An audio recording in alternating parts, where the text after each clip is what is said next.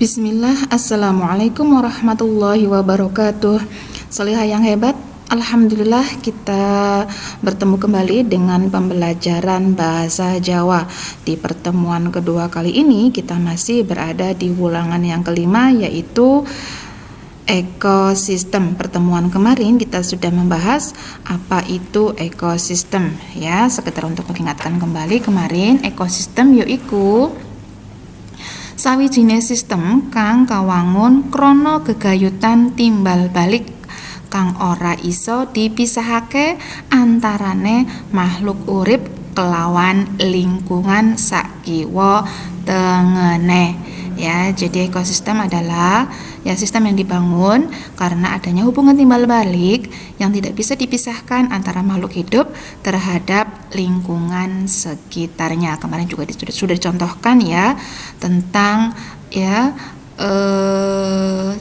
teks yang berhubungan dengan ekosistem. Di sana yang sudah kita pelajari di pertemuan sebelumnya adalah ekosistem air, ya, ekosistem yang ada di perairan dan ekosistem yang ada di hutan. Nah, sekarang kita akan melanjutkan materi kita, yaitu tentang jenis-jenis teks atau karangan. Yang pertama yang akan kita pelajari adalah teks deskripsi, kemudian ada teks narasi, eksposisi, ada argumentasi, dan yang terakhir nanti adalah teks persuasi. Nah, Solihah, insya Allah pertemuan hari ini tidak begitu susah ya, karena materi ini sudah kita pelajari sebelumnya di semester yang pertama. Dan untuk pertemuan kali ini kita akan menghadirkan contoh-contoh dari teks atau jenis-jenis teks atau karangan yang akan kita pelajari ya. Baik, langsung saja ke yang pertama. Di sana ada teks deskripsi. Apa kuwi teks deskripsi? Yaiku teks kang isine nggambarake sawijining babagan kanthi cetha lan rinci. Artinya teks yang isinya menggambarkan salah satu objek, ya, babagan itu objek atau suatu hal ya dengan jelas dan terperinci ya.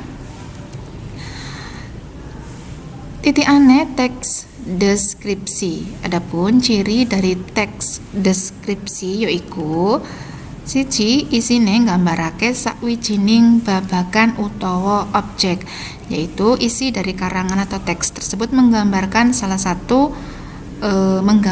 menggambarkan atau melukiskan salah satu objek atau suatu hal ya. Kemudian di sana ada lagi digambarake kanthi cetha lan gamblang. Jadi digambarake dengan jelas ya. Kemudian sing maca kaya-kaya melu ngrasakake dhewek, ndelok dhewek utawa ngawaki dhewek apa kang pinuju diwicarakake. Jadi ya, ketika membaca, yang membaca seakan-akan itu merasakan sendiri, melihat sendiri apa yang sedang dibicarakan atau apa yang sedang dibaca. Itulah ya titik ane iku mau titik ane teks deskripsi. Nah, untuk lebih jelasnya sekarang ada contoh dari teks deskripsi. Tulodone teks deskripsi, silakan ya diperhatikan saat mau baca. Ekosistem terumbu karang. Ekosistem kang aran terumbu karang mujudake sawijining komunitas organik ing dangkalan segara utawa pinggir pantai kanthi migunakake sinar surya. Karang-karang iku ditukuli tetuwuhan maneka jenis lan warna. Tukulane tetuwuhan jalari karang kasebut dadi lahan pangane iwak cilik-cilik ing salumahing segara. Kabeh mau iso urip kanthi anane panganan ing kono lan mesisan ndadekake barang-barang iku dadi papan panggonane liyane papan dolane lan papan panggrebakane. Sakliyane asale saka lemah ing sangisore, tetuwuhan kasebut uga urip subur krana kotorane iwak-iwak, saengga dumadi gegayutan timbal balik ing antarane tetuwuhan lan iwak ing kono secara nguntungake lan terus tumerus. Kahanan mangkane iki iso langgeng saklawase samangsa ekosistem iku ora rinusak dening faktor-faktor kayata pancemaran lingkungan, pangrusakan karang secara gede-gedean, ya, panjubuke iwak-iwak secara pengeboman lan sapiturute. Jadi contoh dari teks deskripsi ini yaitu ini menggambarkan tentang ya ekosistem terumbu karang.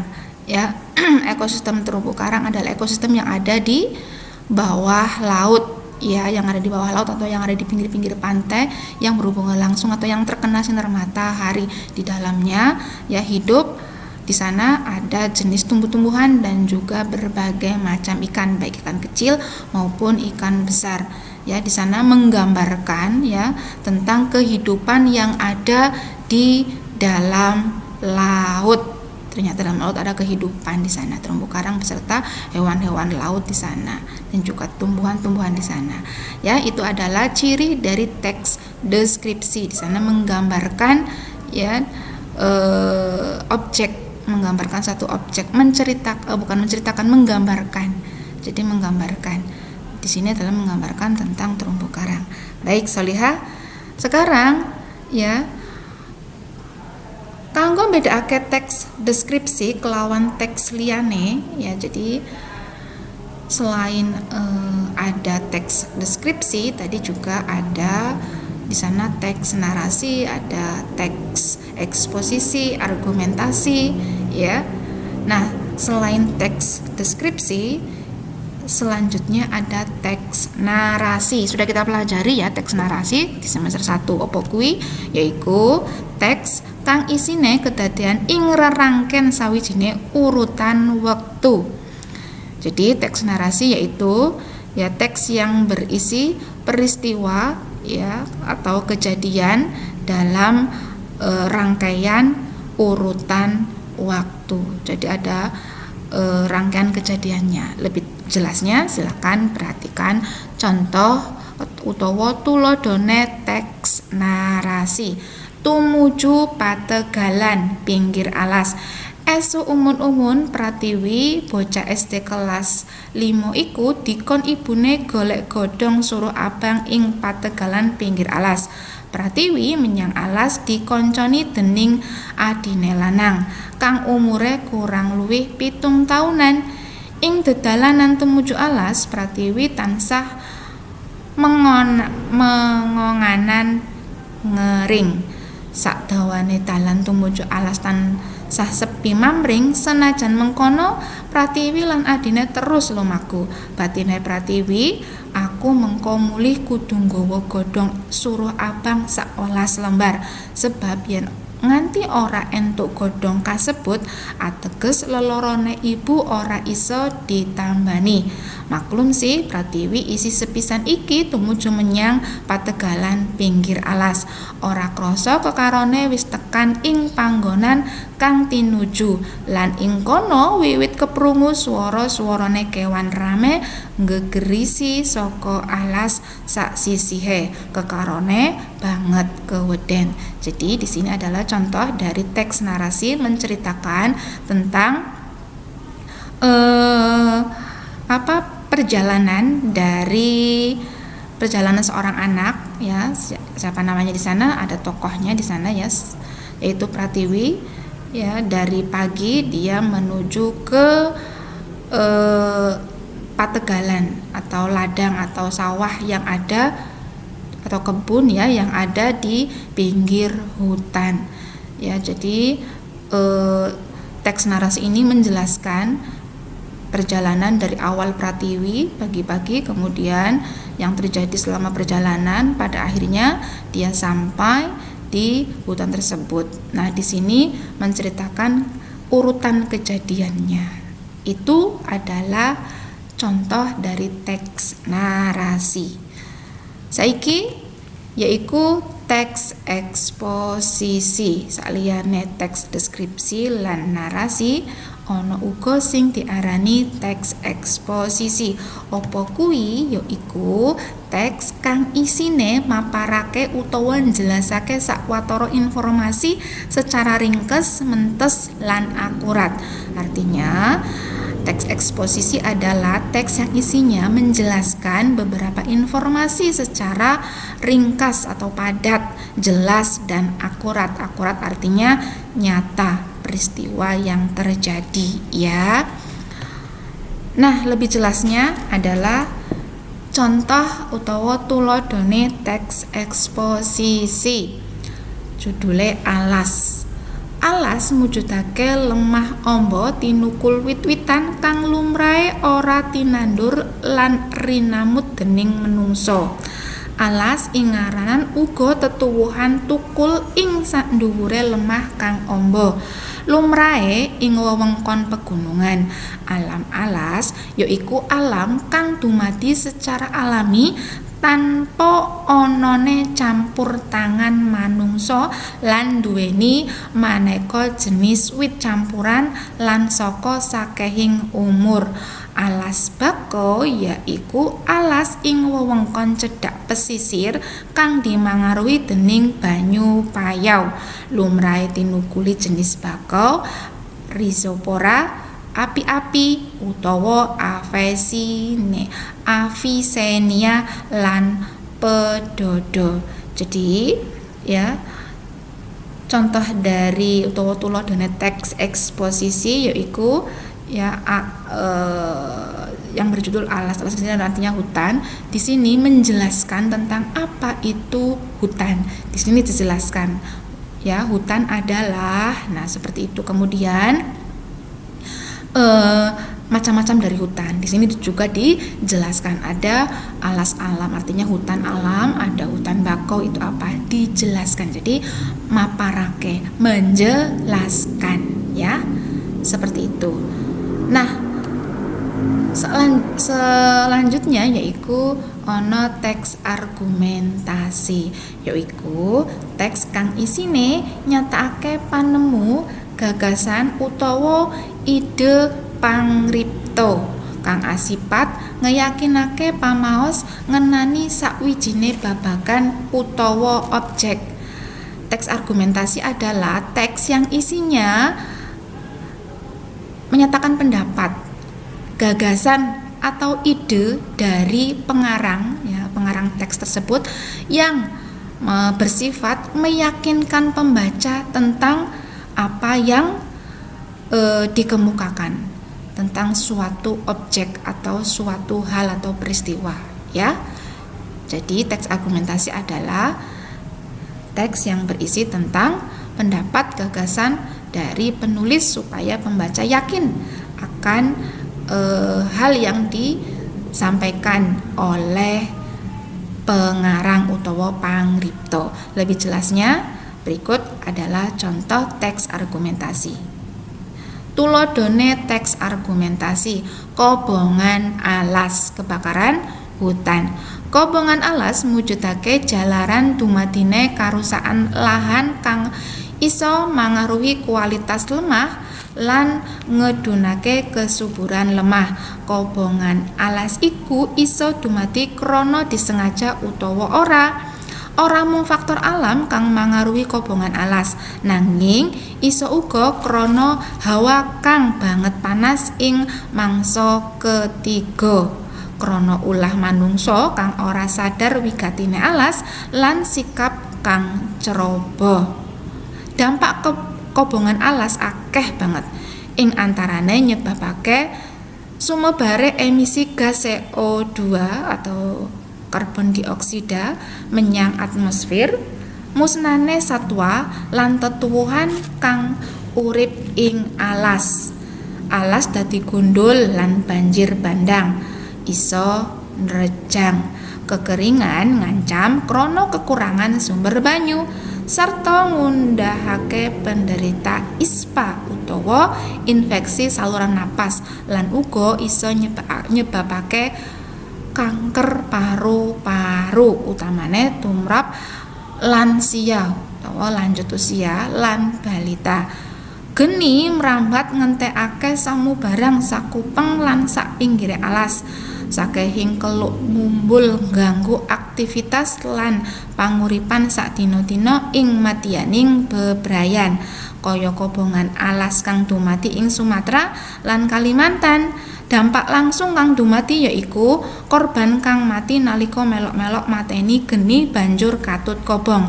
Dampak sing ora langsung yaiku korban lara krana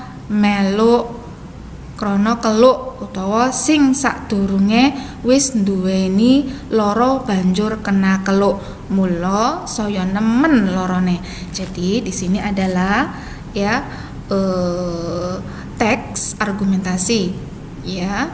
Kenapa? Karena ini adalah gagasan atau pendapat yang disampaikan oleh pengarang dari atau oleh penulis ketika dia mempunyai pendapat tentang kebakaran hutan. Jadi ini adalah pendapat dari penulis bahwa kebakaran hutan adalah kebakaran yang bisa berdampak buruk ya bagi kehidupan.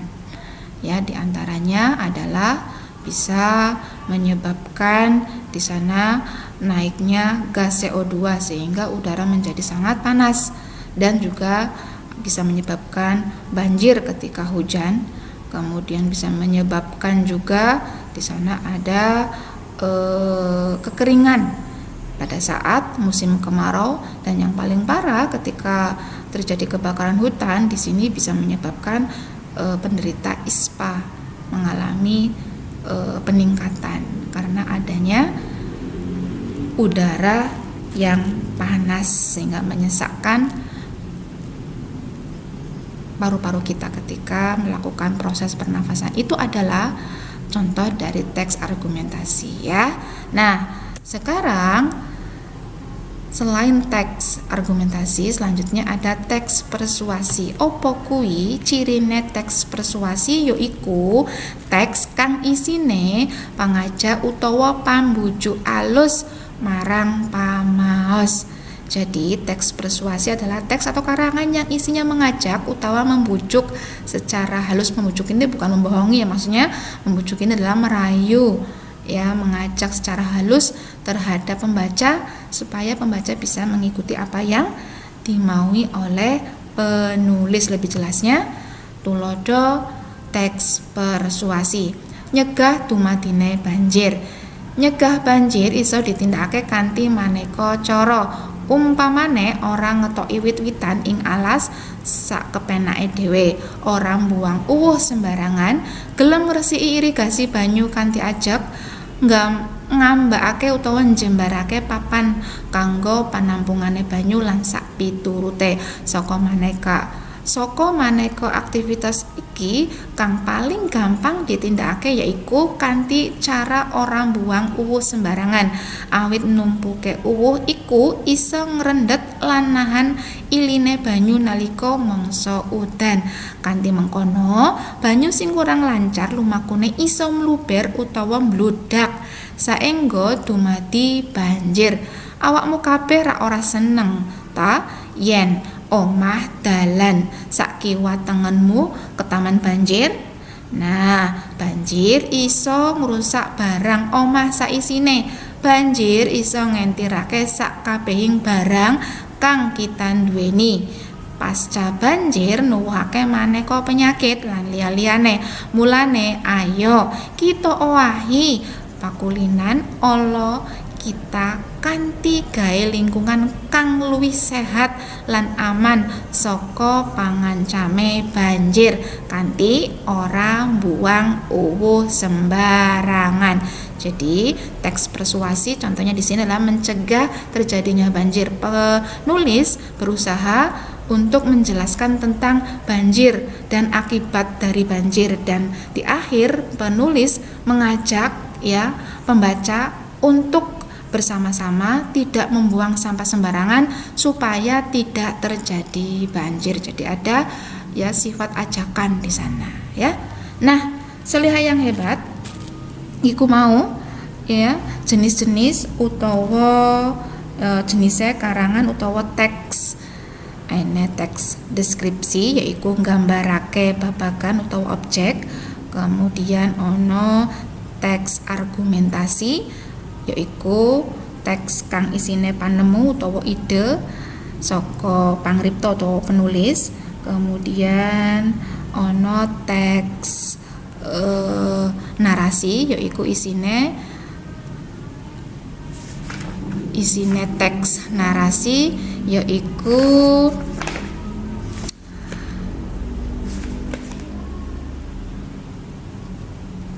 jelasake utawa nyeritakake kedadean saka urutan wektu.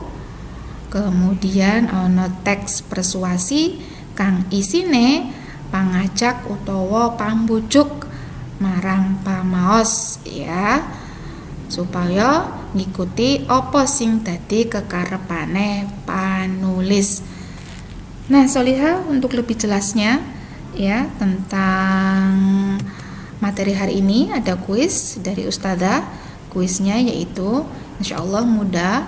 Yang pertama, opo kang diarani teks deskripsi? Nomor loro, golekno tuladhane teks deskripsi lan wacanen teks iku kanthi swara cetha. Jadi, apa yang dimaksud dengan teks deskripsi, dan carilah contoh teks deskripsi dan bacalah teks itu dengan suara yang jelas. Karena ini membaca, maka kirim tugas menggunakan media voice note. Baik, Soliha, insyaallah mudah ya untuk dikerjakan. Semoga Allah selalu memberikan kemudahan dalam kita melakukan semua aktivitas kebaikan. Saya akhiri, jazakumullahu khairan. Wassalamualaikum warahmatullahi wabarakatuh.